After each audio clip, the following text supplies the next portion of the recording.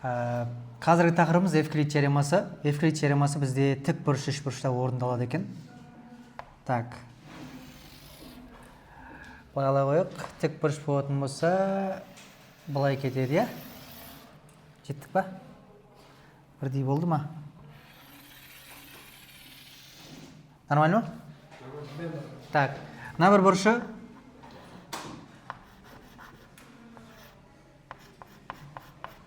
«90 градус» болып тұр да. Осыдан біздер биіктік түсір жіберетін болсақ, табанына қарап.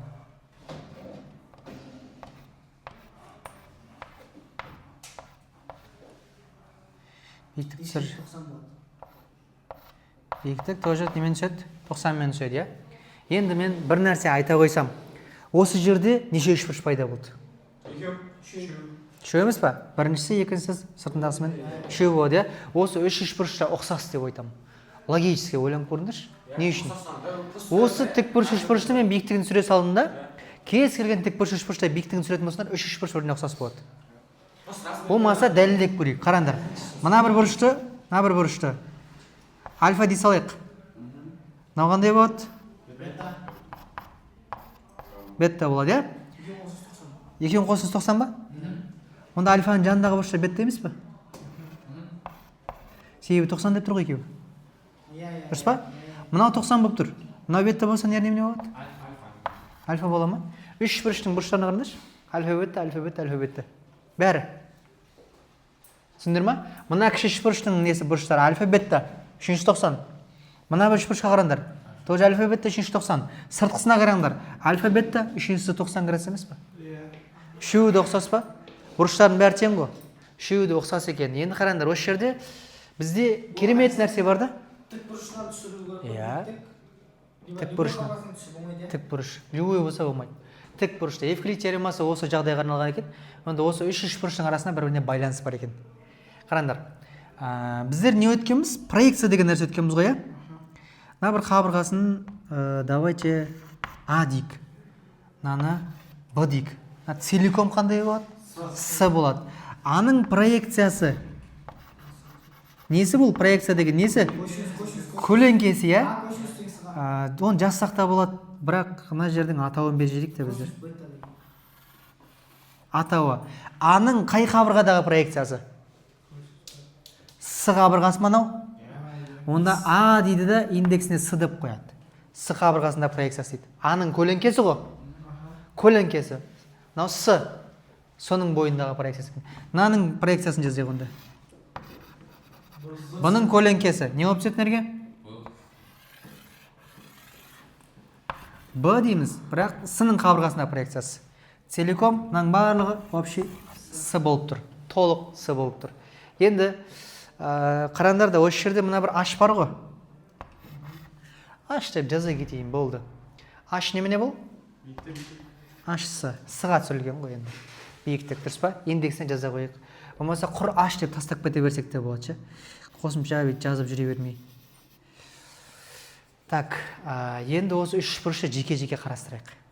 Жеке-жеке салып көрейік. Қалай қылып саламыз үш бұрыштарды? Тура осы формада сала береміз бе? Бір тұрған тұрысын таңдап алу керекпіз да, бүкіл үш бұрыш солай саламыз. Мына бір үш бұрыш, сал маған ұнап тұр. Тура осы секілді қалған үш бұрыштар жазайық. Мына үш бұрыш нешінші дейміз? Давайте бірінші үш бұрыш дейік.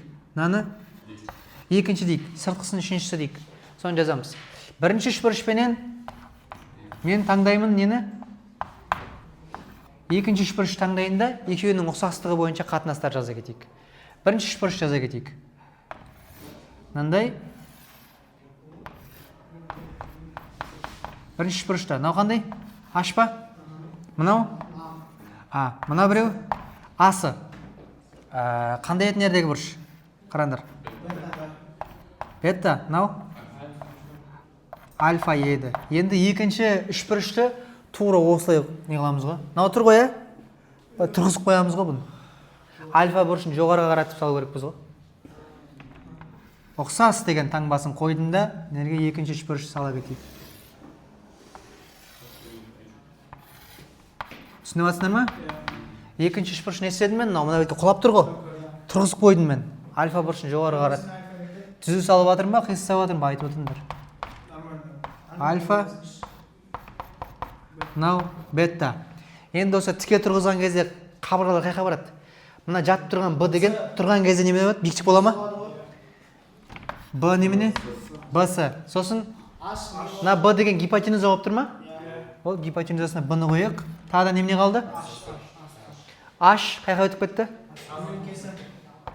Аха, мынандай болды. Енді қараңдар, бір-біріне қабырғалардың несін қатынасын ала салайық осы жерден. А-ның Б-ға қатынасы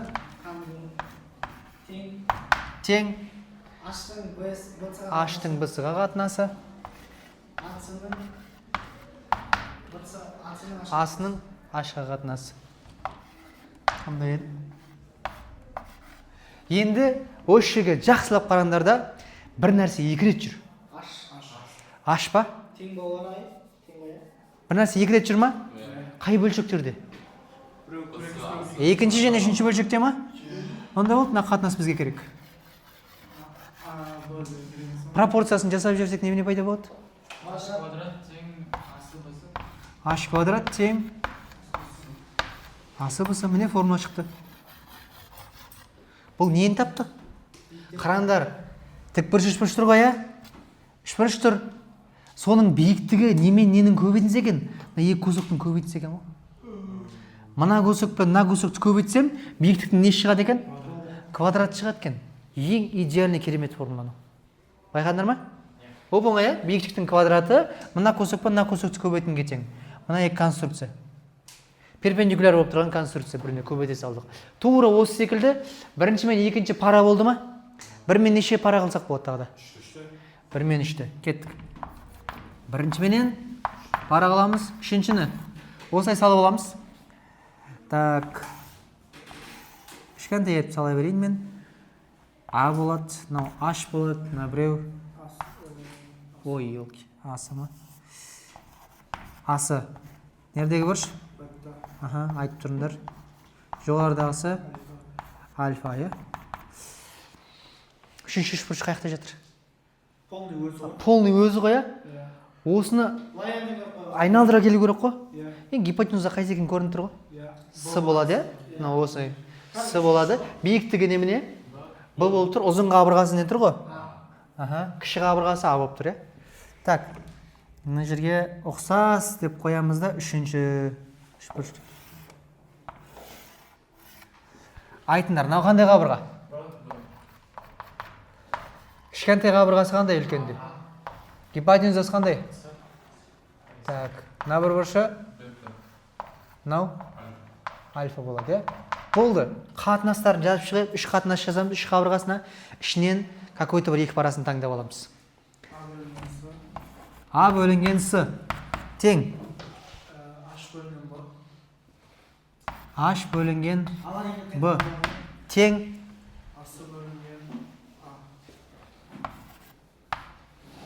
Асы бөлінген А. Қай бөлшектер?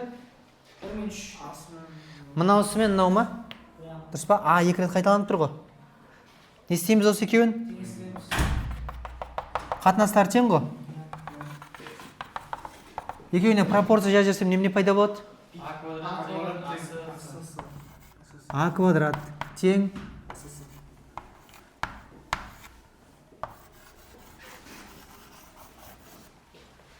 бірдеңе түсіндіңдер ма? Қараңдар, мына қатынастың барлығы нені береді негізі? К емес анау, дұрыс па?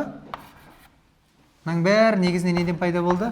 К. Ұқсастық коэффициентін жазып шығып жатырмыз, формула шығып жатыр.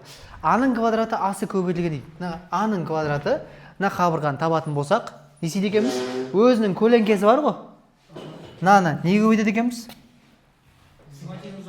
Иә, қараңдар. Мынаның квадратын табатын болсам, осы қабырғаның квадратын тапсам, гипотенузаны алады екенмін да, осы қабырғаның өзінің проекциясын көбейтеді екенмін. Өзі өзінен пайда болып отыр.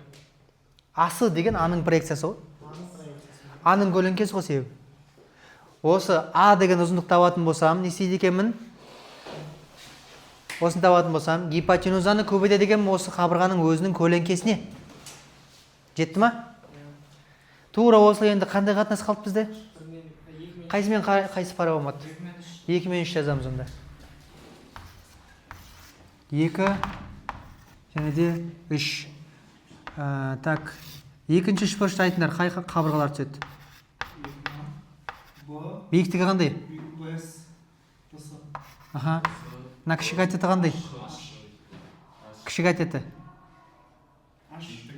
Алдап жүрмеңдер. Доверяй, но проверяй деген да сендер. Ермекке қарап алданып отырмын просто.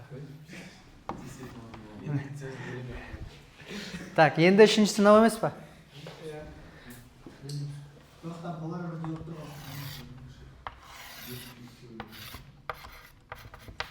Так, қандай бұл? БСА. БСА. Болды, бұрыштарын жазбай қояқ, едак түсінікті ғой.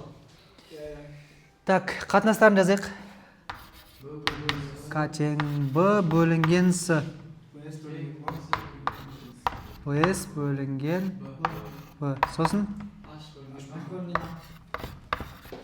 Не екі рет қайталанды? Б ма? Болды, онда мына бір қатынас керек бізге. Мына бір екі бөлшек керек.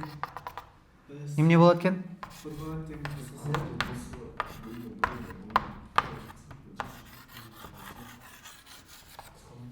Түсіңдер ма? Даған ұқсайды? Дәл өзі. Бұның өзінің ұзындығын табатын болсам, не істейді екенмін? Мынаның ұзындығын табатын болсам, осы өзінің проекциясын неге көбейтеді екенмін? Қай қабырғадағы проекциясы соған көбейте салады екен, сол кезінен квадрат шығады екен.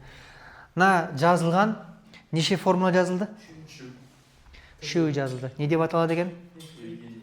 Евклид теоремасы деп аталады екен. Вот осы қандай үшбұрышта орын алады екен?